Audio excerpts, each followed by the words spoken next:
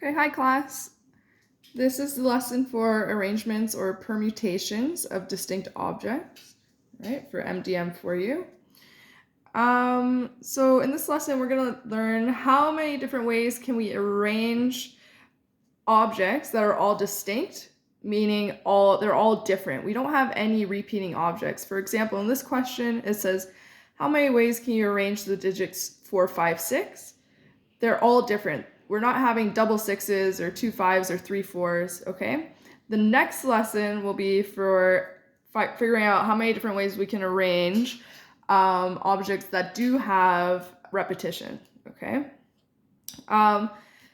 Permutations, it's one counting method of two major counting methods we're gonna learn. Permutation is when the order of the objects matters. Okay, order matters, meaning we're going to count something like ABC as a different arrangement than BAC. Even though we're using the same objects, we're arranging them differently. Those are permutations. Combinations, if we're just choosing three objects but order doesn't matter, for example, ABC versus BAC, if order doesn't matter, we would count those both as only one combination, but we'll learn that later. In permutations, order does matter. We're counting the different orders of the same objects as two different arrangements, okay? So let's jump right in. So in question 1, in how many ways can you arrange the digits 4, 5, 6?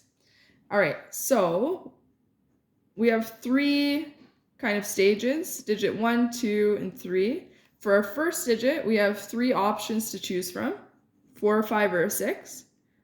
For our second digit, we only have 2 left to choose from because we've already chosen one for the first. And for our third digit, well, we only have 1 choice left, right? So remember, that's our multiplicative, say that 10 times fast, multiplicative rule, or our fundamental counting principle, right? Looking at the different stages and multiplying the number of choices in each stage together. But we learned last lesson, we can express this as a factorial, right? We're multiplying by 1 less, 1 less, 1 less until we get to multiply by 1. So this is the same as 3 factorial, okay? If we put that in our calculators, and let's look here. I actually bought this calculator for when I took this course because it had the factorial and the combination and the pick. Some calculators don't come with those functions. If your calculator doesn't, try and invest in one that has the choose and the pick buttons and the factorial for this course. If money's an issue or anything like that, just come talk to me. We'll figure it out. Maybe there's an extra calculator lying around that I can lend you. But you really should get a hold of a calculator with these functions. It's going to be very important. Okay, so I'm going to put 3 and then second function so I can do my factorial. That's 6. Okay, we could have also made a tree diagram if we wanted to.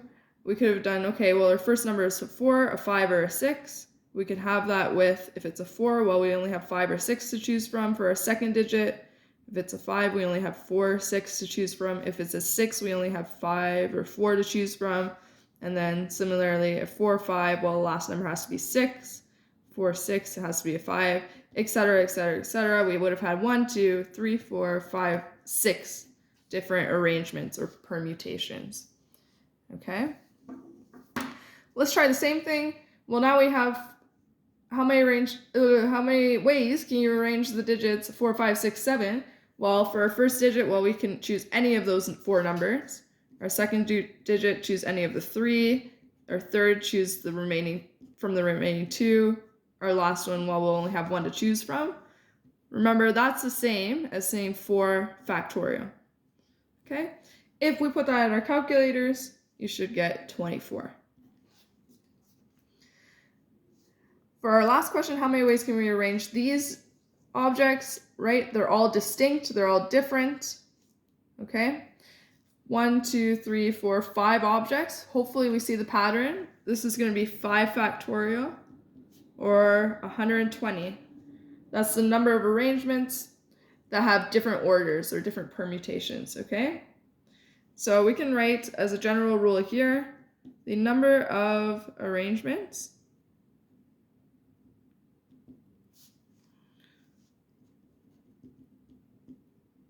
different orders of n, so however many distinct objects we have.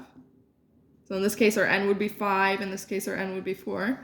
Equals n factorial. Okay.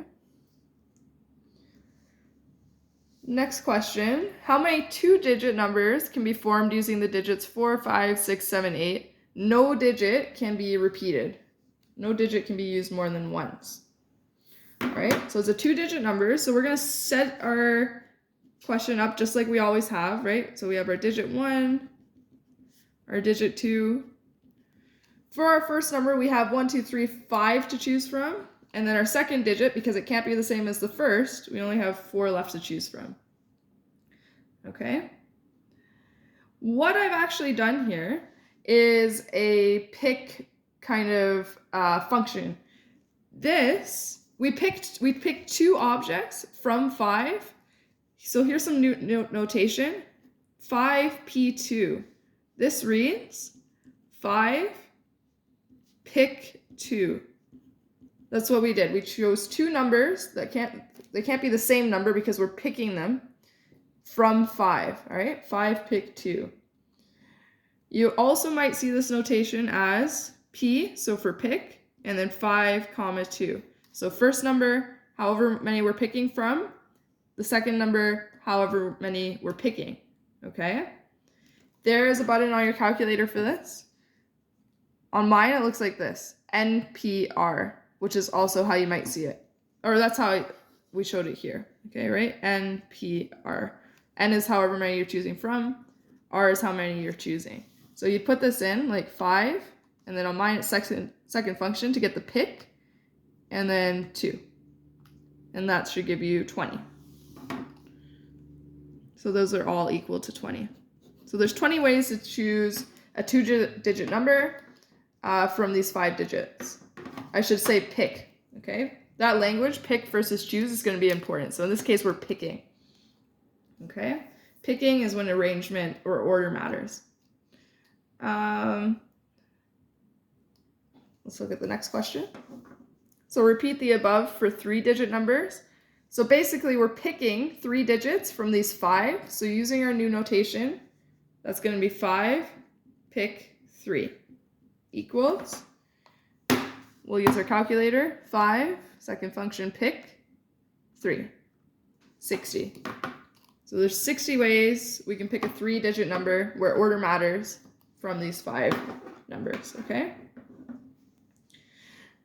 So we can say, in general, the number of arrangements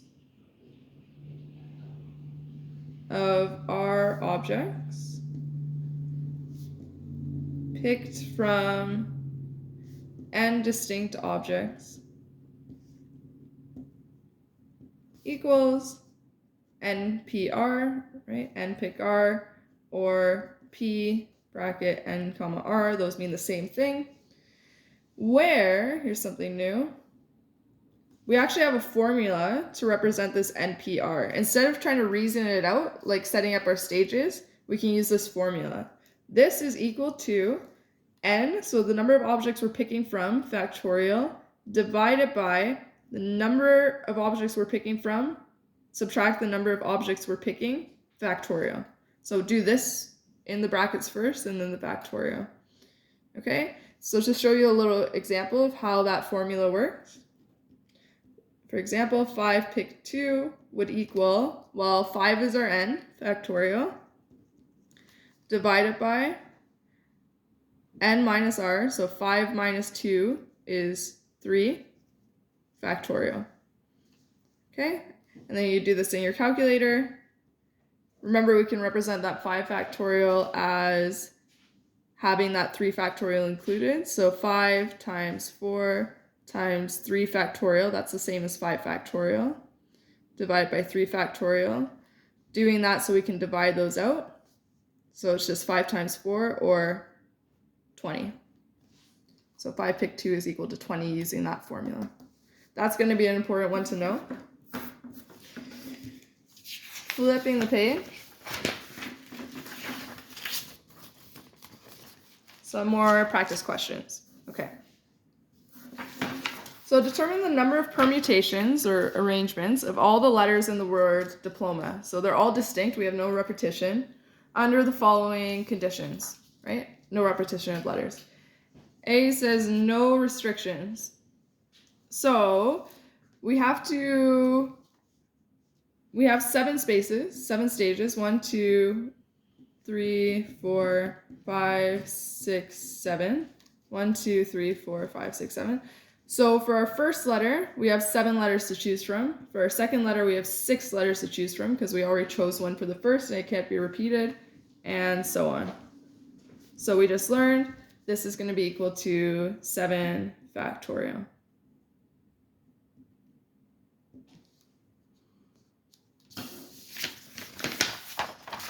Right, just like these questions here. Put that in your calculator, you should get 5,040. We can double check that. Perfect. B, the letter L must be in the middle position. So since it's an odd number of objects, we do have a middle, right? The middle would be whatever letter this is. Okay. Since that is fixed, right? We're only determining the other letters, the other 6 letters. We know that middle letter is going to be an L, right? So if we set up again our 7 letters, 1, 2, 3, 4, 5, 6, 7, we know there's only one choice for that middle position. It's an L. And then for our first letter, well, we only have 6 other letters to choose from. For our second letter, then, we only have 5 left.